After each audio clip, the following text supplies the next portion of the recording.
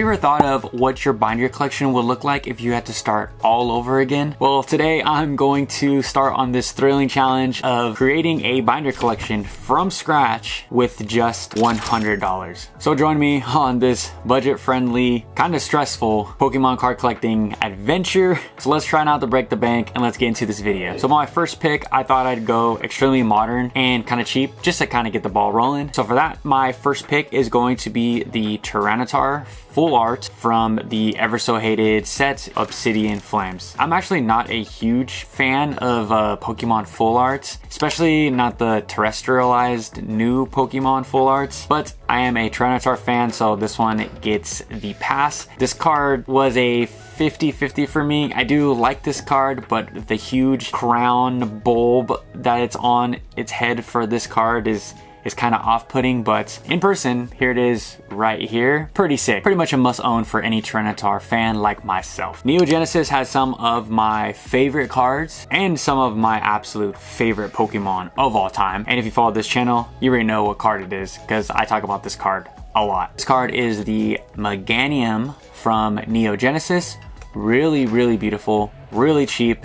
Also depends on the condition of the card. I got this card around the $25 mark, and that's the price that we're gonna go with today on TCG. I don't really mind getting a slightly damaged or not that great condition of vintage cards, especially when they're going into just my binder. That's my personal opinion. I also collect PSA like 4s and 5s. Think they're fine. I'm not a huge fan of spending crazy amounts of money on getting a perfect 10 or perfect 9. So definitely pick this one lightly played around the $25-$28 mark. Crown Zenith was my top set in the Sword and Shield era. And I know you guys are gonna push back because you guys will say, Henry, Evolving Skies is the best set ever. Let's talk about it. Not only does Crown Zenith have all the evolutions, it also has God Pokemon like the gold cards, and it also has the Zacian and Zamazenta and the crazy Galarian Gallery with some of the best trainers to date. But for me, my favorite card of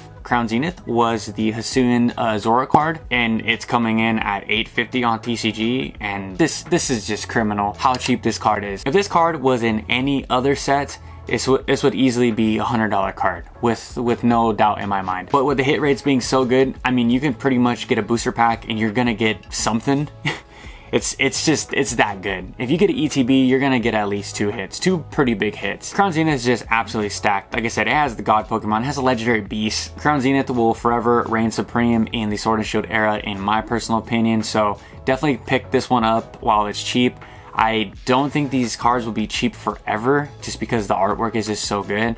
And it was a perfect segue into the Scarlet and Violet era of with the SIRs and the ARs and the SIRs and IRs. So yeah, go try to pick this one up today. So in this video, I wanted to give you guys like a wide range of eras, not just like super modern or vintage. So my next card is going to be a promo card from the X and Y era. I think I did a pretty good job with spreading out the love. This one was kind of tough. There was a lot of good promo cards in the X and Y era that were pretty cheap, but in my collection, what I have is the Pikachu Black Star promo, aka Let's Eat with Friends. I have that card right here. Oh, and I also forgot to show the last Sicilian Zora card right here. So being transparent and showing that I actually have these cards. But this card right here, the Let's Eat Together Pikachu promo, it's got a pretty mellow holographic pattern that you can't see on TCG. Definitely go grab this one. I've seen this card at multiple card shops as well, going for like 30, 35 bucks. But on TCG, you can get it for $22. So definitely think about picking this one up.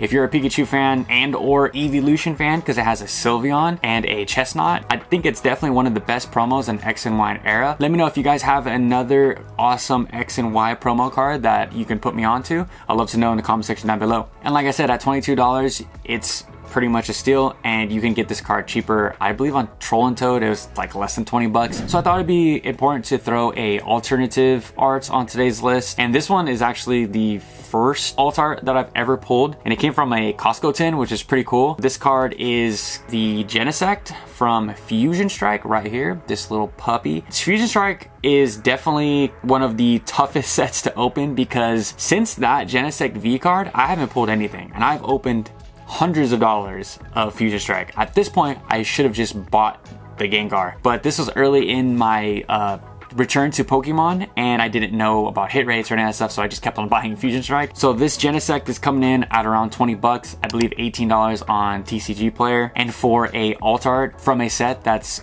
absolutely painful to open and pull anything. If you opened any Fusion Strike, you know my pain. So yeah, getting this card for under 20 bucks is a steal. Go pick yourself up a copy now. This even has a Smeargle right here, just chilling in the back. It's also known as the breakdancing card, so it's cool. It's an awesome alt art, one of my favorites, and I don't know how this is so cheap. On a quick side note, someone in Reddit said that Genesect was just a future Kabutops, and now I just can't unsee it. Pretty funny, but just want to throw that one out there. So I've been dipping my feet in the Japanese market for quite some time. I also have been buying up tag team cards left and right when I could find a good deal. And this card is definitely a good deal. This one is the Darkrai and Umbreon right here. I'm pretty sure that this card was a promo in Japan. That's why it's so cheap. There is another bigger version of this tag team card that is way more pricey, but this is a great alternative. You can find this card for $12 on TCG Player, but I see this card at card shops as well all over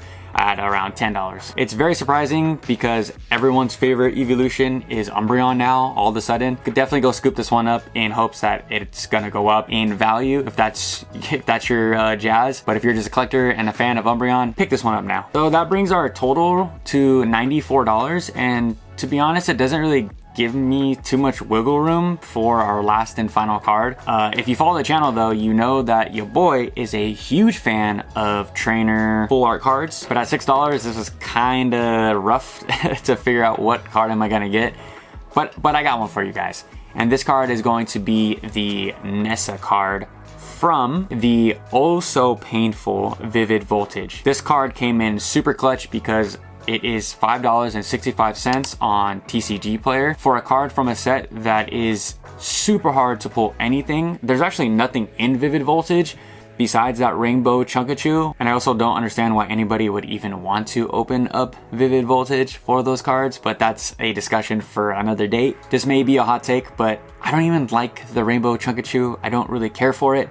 I thought that we as a hobby and a collective didn't like rainbow cards, but for some reason that Rainbow Chunkachu just gets the pass.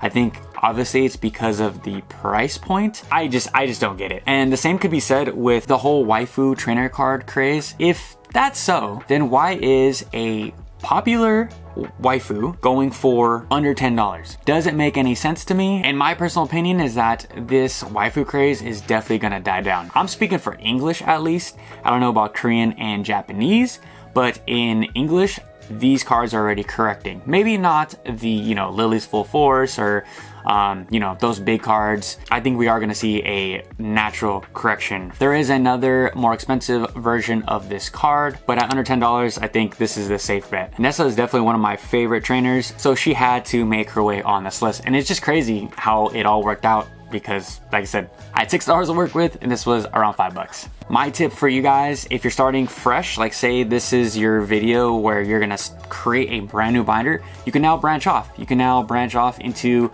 sets like XY because we have this Pikachu promo card. You can break into promo cards and create a promo binder. You can go super modern and continue with a full art route and get some more full arts from the Scarlet and Violet era. I just wanted to give you guys a base to start off with and then kind of create binders from here on out.